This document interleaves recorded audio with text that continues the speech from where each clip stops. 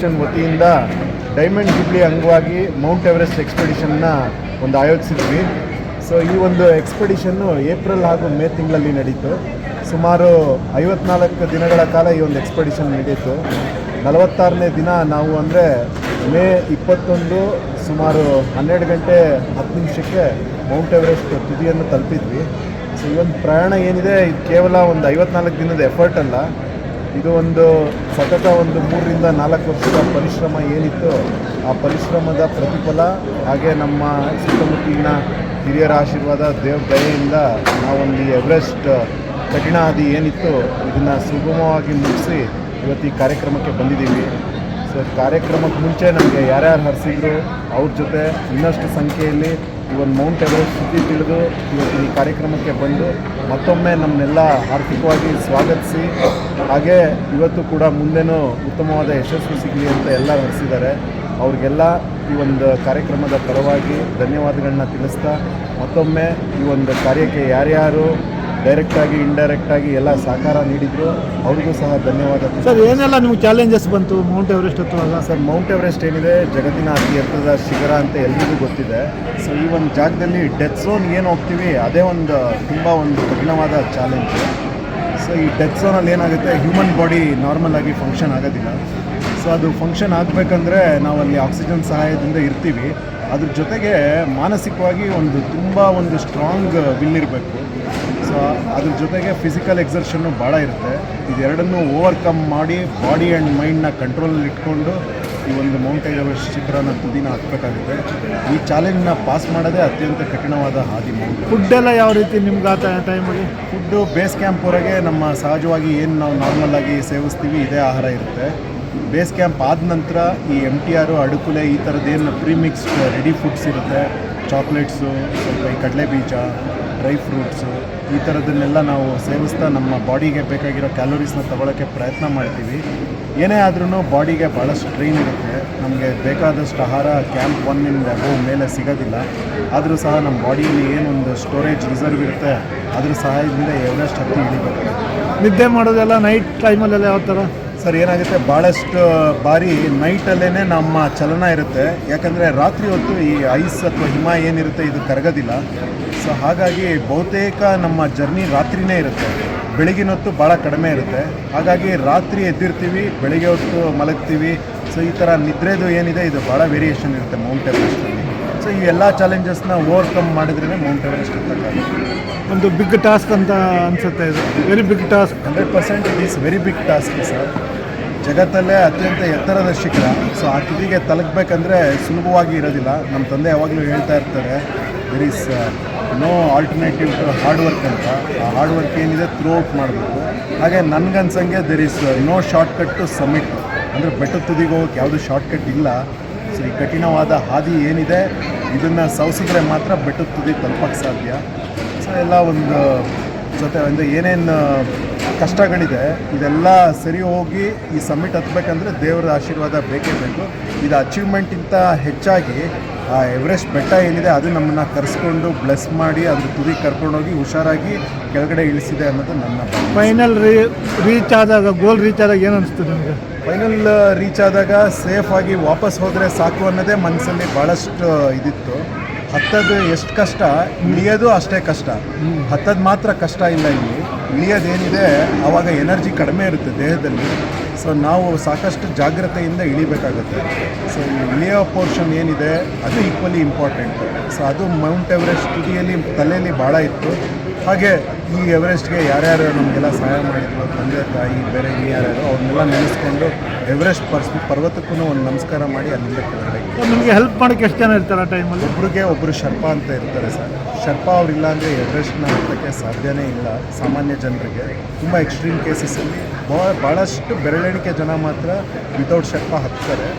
So ಆದರೆ ಸಾಕಷ್ಟು ಜನ ಯಾರು ಮೌಂಟ್ ಎವರೆಸ್ಟ್ ಸಬ್ಮಿಟ್ ಮಾಡ್ತಾರೆ ಇವ್ರಿಗೆ ಶರ್ಪಾನೇ ರೋಪ್ ಫಿಕ್ಸ್ ಮಾಡ್ತಾರೆ, ಶರ್ಪಾನೇ ಬೇರೆ ಬೇರೆ ಕ್ಯಾಂಪ್ನ ರೆಡಿ ಮಾಡಿಕೊಡ್ತಾರೆ, ತುಂಬ ಸಹಾಯ ಮಾಡ್ತಾರೆ. ಕುಡಿಯೋ ನೀರಿಂದ ಹಿಡಿದು ಪ್ರತಿಯೊಂದು ಕೆಲಸನೂ ಶರ್ಪಾ ಹೆಲ್ಪ್ ಮಾಡ್ತಾರೆ.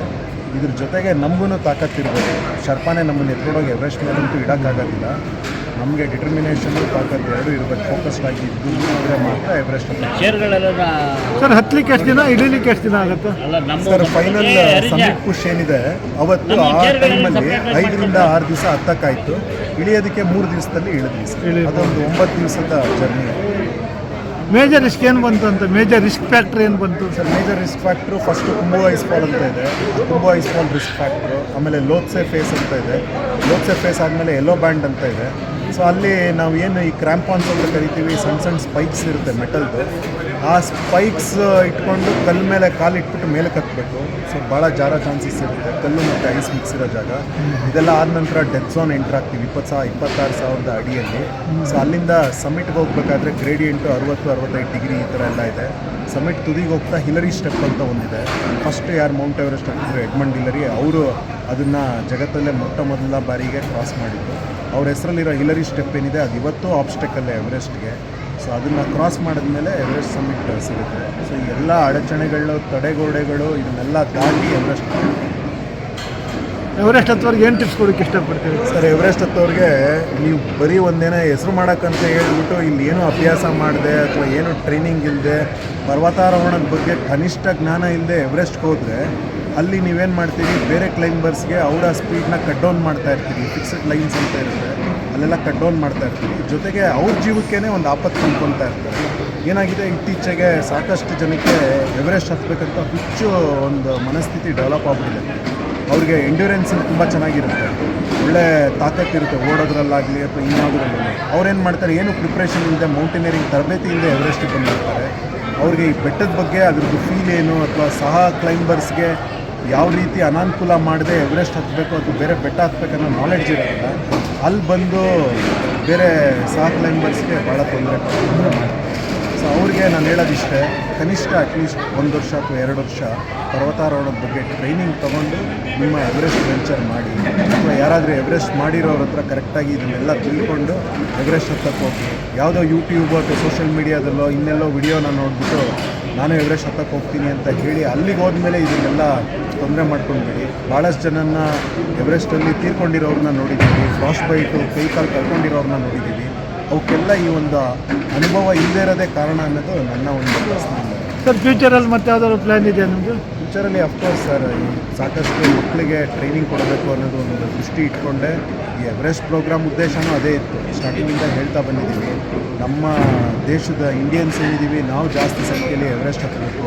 ನಮ್ಮ ಮಕ್ಕಳೇನಿದ್ದಾರೆ ಇವರೆಲ್ಲ ಪರ್ವತಾರೋಹಣ ಮಾಡಬೇಕು, ಪ್ರಕೃತಿಗೆ ಹತ್ತಿರ ಆಗಬೇಕು. ಈ ಥರದನ್ನೆಲ್ಲ ಮೆಸೇಜು ನಾವು ಎಲ್ಲೆಲ್ಲಿ ಹೋದ್ರೂ ಅಲ್ಲಿ ಕೊಡ್ತಾ ಬಂದಿದ್ದೀವಿ, ಮಕ್ಕಳಿಗೂ ಹೇಳ್ತಾ ಬಂದಿದ್ದೀವಿ. ಫ್ಯೂಚರಲ್ಲಿ ಸಹ ಮಕ್ಕಳನ್ನ ಕರ್ಕೊಂಡು ನಮ್ಮ ಇಂಡಿಯನ್ ಹಿಮಾಲಯಸ್ ಆಗಲಿ ಅಥವಾ ನೇಪಾಳ ಹಿಮಾಲಯಸ್ ಆಗಲಿ ಅಲ್ಲೆಲ್ಲ ಇರೋ ಬೆಟ್ಟಗಳಿಗೆ ಅವ್ರಿಗೆ ತರಬೇತಿ ಕೊಡ್ತಾ ಅವ್ರನ್ನೂ ಹತ್ತಿಸ್ಬೇಕನ್ನೋದು ಒಂದು ನನ್ನ ವೈಯಕ್ತಿಕ ಆಶಯ. ಥ್ಯಾಂಕ್ ಯು ಸರ್, ಧನ್ಯವಾದಗಳು. ಅನಿಸ್ತಾ ಇತ್ತು. ಅಂದರೆ ಆಲ್ಮೋಸ್ಟ್ 2005 ಒಮ್ಮೆ ಫ್ರೆಂಡ್ ಅವರು ಅನ್ನ ಮಾಡಿದ್ರು, ಅವರು ಸಮಿಟಲ್ಲಿ ತೀರ್ಕೊಂಡು ವಾಪಸ್ ಬರೋಕ್ಕಾಗಲಿ. ಅವಾಗಿಂದ ಮೈಂಡಲ್ಲಿ ಇತ್ತು. ಮತ್ತು ಈ KMA ಜೊತೆ ಸೇರ್ಕೊಂಡಾಗಿಂದ KMA ಅವರು 60 ವರ್ಷದ್ದು ನಮ್ಮದು ಜೂಬ್ಲಿ ಸೆಲೆಬ್ರೇಷನ್ಗೋಸ್ಕರ ಇದನ್ನು ನಾವು ಬೇರೆ ಮೌಂಟೇನ್ ಏನಕ್ಕೆ ಎವರೆಸ್ಟೇ ಮಾಡೋಣ ಅಂತ ಅನಿಸ್ತು. ಮತ್ತು ಸುಮಾರು ವರ್ಷಗಳಿಂದ ನಾವಿಬ್ಬರು ಟ್ರೈನಿಂಗ್ ತೊಗೊಂಡಿರೋದ್ರಿಂದ ಒಳ್ಳೆ ಕಾನ್ಫಿಡೆನ್ಸ್ ಇತ್ತು. ಮತ್ತು ಸಂತೋಷ ಹೇಳಿದ ಥರ ನಮ್ಮದು ಎಫರ್ಟು, ಮೆಂಟಲ್ ಎಫರ್ಟು ಮತ್ತು ಮೌಂಟೇನ್ನ ಇಟ್ ಶುಡ್ ಕಾಲಸ್. ಅದು ಒಂದು ಪರ್ಫೆಕ್ಟ್ ಟೈಮ್ ಬರುತ್ತೆ, ಆ ಟೈಮ್ ಬಂದಾಗಲೇ ಅದು ಬರೋದು. ಸೊ ಆ 3 ವರ್ಷ ಇವತ್ತು 3 ವರ್ಷ ಆಗಿತ್ತು. ಮತ್ತು ನಮಗೆ ಸುಮಾರು ಪ್ರಿಪರೇಷನ್ ಹಾಕಿದ್ರಿಂದ ಮತ್ತು ನಮಗೆ ಸಿನ್ಸಿಯರ್ ಎಫರ್ಟ್ ಹಾಕಿದ್ದೀವಿ.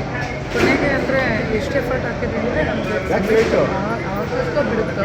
ಬಟ್ ಈ 7-8 ತಿಂಗಳಲ್ಲಿ ನಾವು ಎವರೆಸ್ಟ್ಗೆ ಅಂತ ಏನು ಪ್ರಿಪೇರ್ ಆಗಿದ್ದೋ ಆ ಪ್ರಿಪ್ರೇಷನ್ ನಮಗೆ ತುಂಬ ಖುಷಿ ಕೊಟ್ಟಿದೆ. ಆ ಪ್ರಿಪೇರ್ ಆಗೋದ್ರಲ್ಲೇ ನಮಗೆ ಎಂಜಾಯ್ಮೆಂಟ್ ಸಿಕ್ಕಿದೆ, ಆ ಎಫರ್ಟಿಂದ ನಮಗೆ ಖುಷಿ ಇದೆ. ಮತ್ತು ಸಬ್ಮಿಟ್ ಮಾಡಿದ್ದೀನಂತೂ ತುಂಬಾ ಖುಷಿ ಇತ್ತು. ನನ್ನ ಕಣ್ಣಲ್ಲಿ ನನಗೇನು ಮಾತಾಡೋಕ್ಕೆ ಆಗಿರಲಿಲ್ಲ, ಏನು ವಿಡಿಯೋ ರೆಕಾರ್ಡ್ ಮಾಡೋಕ್ಕೂ ಆಗಿರಲಿಲ್ಲ. ಬಟ್ ಏರ್ಪೋರ್ಟ್ ನಾವು ಇಲ್ಲಿ ಬಂದಮೇಲೆ ಇಷ್ಟು ಜನ ನಮ್ಮನ್ನು ಸೆಲೆಬ್ರೇಟ್ ಮಾಡ್ತಾ ಇರೋದೇ ಅದಕ್ಕಿಂತ ಜಾಸ್ತಿ ಖುಷಿಯಾಗಿದೆ ಅಂತ ಅಂದ್ಕೊಂಡಿದ್ದೆ. ನಾನು ಒಂದು ಕೋರ್ಸ್ ಮಾಡಬೇಕಾದ್ರೆ ಒಬ್ಬರು ಇನ್ಫಾರ್ಮೇಷನ್ ಇದರಲ್ಲಿದ್ದರು. ಅವ್ರು ಹೇಳಿದ್ರು ಹಿಂದಿಯಲ್ಲಿ ಟೋಲ್ಡ್ ಎವರೆಸ್ಟ್ आपके लिए अलग से नहीं बना है. ಅಂದರೆ ಎವರೆಸ್ಟ್ ಮೇಲಾಗಲಿ ಫೀಮೇಲ್ ಆಗಲಿ ಚಿಕ್ಕ ಏಜವರಾಗಲಿ ದೊಡ್ಡ ಏಜವರಾಗಲಿ ಮೌಂಟೇನ್ ಅದನ್ನು ನಾವು ನಾನು ಕುಳ್ಳಿ ಇದ್ದೀನಿ, ಅವರು ಎತ್ತರ ಇದ್ದಾರೆ, ನಾವು ಸ್ಟ್ರೆಂತ್ ಜಾಸ್ತಿ ಇದೆ, ಆ ಥರ ಇದು ಮಾಡೋಕ್ಕಾಗಲ್ಲ. ಯಾಕಂದರೆ for the mountain it's indifferent.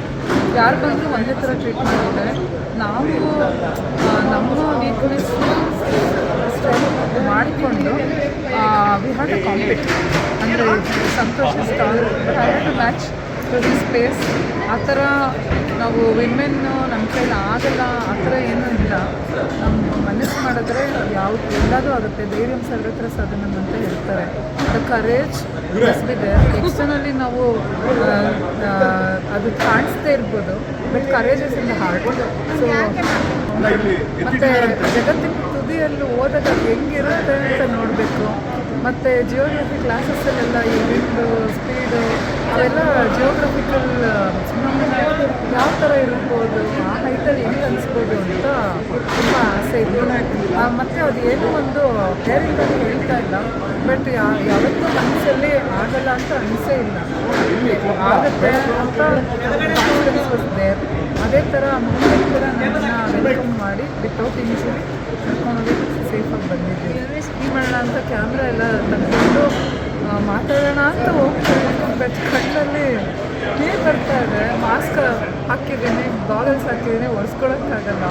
ಅನ್ಕಂಟ್ರೋಲಬ್ಲಿ that joy happiness this just ತುಂಬ ಹೇಳೋಕ್ಕೆ ಕಷ್ಟ. ಮತ್ತು ಅವತ್ತಿನ ದಿನ ವೆದರ್ ತುಂಬ ಚೆನ್ನಾಗಿದ್ದರಿಂದ ಸಮ್ಮಿಟಿಂದ the whole earth looks like curve. ಅಂದರೆ ಲೈಟಿಗೆ ನಾವು ಇಲ್ಲಿಂದ ನೋಡಿದ್ರೆ ಫ್ಲ್ಯಾಟಾಗಿ ಕಾಣುತ್ತೆ, ಬಟ್ ಮೇಲೆ ನಿಂತಿರೋದ್ರಿಂದ ಹೋಲ್ ವರ್ಲ್ಡ್ ಸ್ಮಾಲ್ ಕರ್ವ್ ಕಾಣುತ್ತೆ. ಅರ್ತ್ ಇಸ್ ರೌಂಡ್ ಅಂತ ಗೊತ್ತಾಗುತ್ತೆ. ಆ ಪರ್ಸ್ಪೆಕ್ಟಿವ್ ಇದೆಯಲ್ಲ, ಅದನ್ನು ಯಾವುದೇ ರೀತಿಯಲ್ಲೂ ಎಕ್ಸ್ಪೀರಿಯನ್ಸ್ ಮಾಡೋಕ್ಕಾಗಲ್ಲ. ಮತ್ತು ಪ್ರಪಂಚದ ಯಾವುದೇ ಕ್ಯಾಮ್ರಾ ಆ ವ್ಯೂ ನಾವು ನೋಡಿದ್ದಕ್ಕೆ ಜಸ್ಟಿಸ್ ಮಾಡೋಕ್ಕೂ ಆಗೋದಿಲ್ಲ. ನೀವು ಯಾವ ಕಡೆ ನೋಡಿದ್ರೂ ದೊಡ್ಡ ದೊಡ್ಡ ಶಿಖರಗಳಿದೆ, ಮತ್ತು ಆ ಗೋಲ್ಡನ್ ಲೈಟು, ಆ ಸನ್ ರಿಫ್ಲೆಕ್ಷನ್. ಮತ್ತು ಟಿಬೆಟ್ ನೋಡಬೇಕು ಅಂತ ತುಂಬ ಆಸೆ ಇತ್ತು, ಯಾಕಂದರೆ ಟಿಬೆಟ್ಟಿಗೆ ಹೋಗೋದು ತುಂಬ ಕಷ್ಟ. ಬಟ್ ಎವರೆಸ್ಟಿಂದ ಟಿಬೆಟ್ ನೋಡಬೇಕು ಅನ್ನೋದು ಒಂದು ಡ್ರೀಮ್. ಸೊ ಸಮ್ಮಿಟಿಂದ ಮೇಲೆ Tibet clicks like last brown patch it's a plot. ಅದು ಕೂಡ ನನಗೆ ಸ್ಪಿರಿಚುವಲಿ ಟಿಬೆಟ್ ಇಸ್ ಕನ್ಸಿಡರ್ಡ್.